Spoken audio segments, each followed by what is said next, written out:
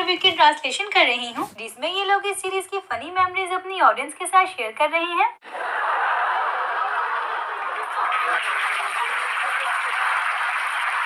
इन सब से पूछ रहे हैं कि सेट पर कोई ऐसा फनी इंसिडेंट हुआ हो या कोई एक्सीडेंट हुआ हो जो आप लोग शेयर करना चाहते हैं।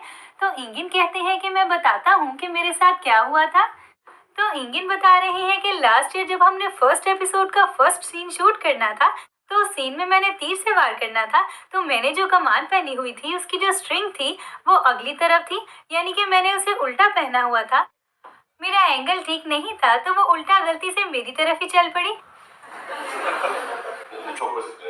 फिर मुझे इस बात की समझ लगी कि कमान की स्ट्रिंग पीछे क्यों रखते हैं, क्योंकि जैसे ही हम तीर चलाकर छोड़ते हैं तो रबर की स्पीड बहुत ज्यादा होती है, तो वो सीधी मेरे नाक की हड्डी पर आके लगी और वो इतना ज्यादा जख्म हो गया कि मुझे लगा कि मेरे नाक की हड्डी टूट गई है और मैंने कहा कि मुझे हॉस्पिटल जाना है। ये सब लोग मुझे कार में बिठाकर हॉस्पिटल ले गए और मैं हॉस्पिटल पहुंच भी गया और मुझे इस बात का बिल्कुल ख्याल नहीं रहा कि मैंने अर्तुगरुल का कॉस्ट्यूम पहना हुआ है। और उस वक्त लोगों को इस सीरीज के बारे में नहीं पता था, क्योंकि उस वक्त ये सीरीज टीवी पर टेलीकास्ट नहीं हुई थी, बल्कि हम इसकी रिकॉर्डिंग कर रहे थे, इसलिए अर्तुगरुल के कॉस्ट्यूम के बारे में कोई नहीं जानता था।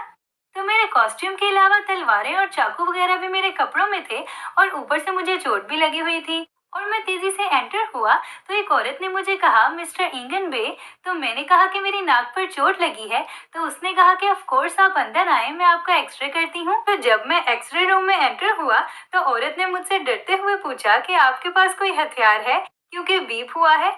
तो मैंने कहा कि हाँ, मेरे पास चाकू और तलवार है।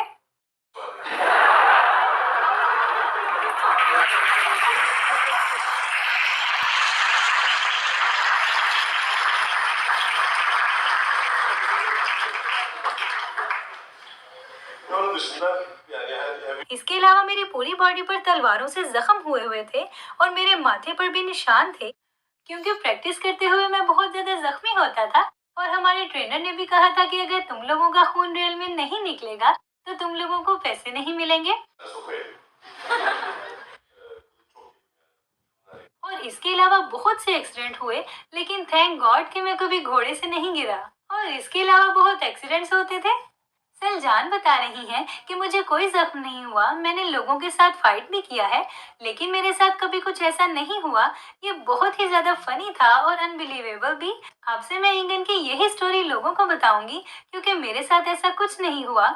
लेकिन एक दिन ऐसा हुआ था कि मेरा सीन रिकॉर्ड हो रहा था, उसमें मैं रो रही थी और रोती जा रही थी और सीन खत्म हो गया था, लेकिन फिर भी मैं रोती जा रही थी, क्योंकि मुझे ऐसा करना था। रिकॉर्डिंग के दौरान जब तक कट नहीं बोलते सीन की रिकॉर्डिंग होती रहती है। फिर मुझे ख्याल आया कि हर जगह खामोशी हो गई है। मैंने सब लोगों की तरफ देखा तो सब लोग मेरी तरफ ही देख रहे थे और रिकॉर्डिंग नहीं हो रही थी। तो मुझे ऐसा लगा कि सब लोग चाह रहे हैं कि मैं रोती रहूं।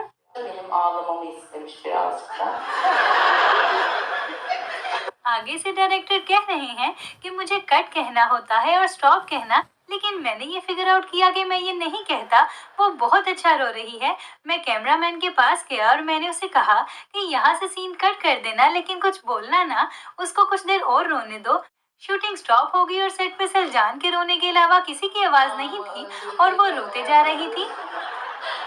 मुझे बाद में पता लगा कि रोने का सीन तो सिर्फ 30 सेकंड्स का था और मैं बहुत ज्यादा देर तक रोए जा रही थी। फिर डायरेक्टर बता रहे हैं कि पहले 5 मिनट गुजरे, फिर 10 मिनट और फिर 15 मिनट गुजर गए और ये फिर भी रोई जा रही थी। अगर इतना लंबा रोने का सीन होता तो ये बहुत ही अच्छी रिकॉर्डिंग होती। बहुत ही अच्छी एक्ट्रेस है। और ये भी बता रहे हैं कि मेरे साथ भी एक फनी इंसिडेंस हुआ था। एक घोड़े ने मुझे किडनैप कर लिया था। अगर आप लोगों में से किसी को घोड़ों के बारे में पता होगा तो आप जानते होंगे कि घोड़े भाग जाते हैं और आप कुछ नहीं कर सकते। जो घोड़े का मालिक होता है वही उसे रोके तो ही वो रुकता है। तो आई होप फ्रेंड्स आप लोगों को मेरी आज की वीडियो भी अच्छी लगी होगी।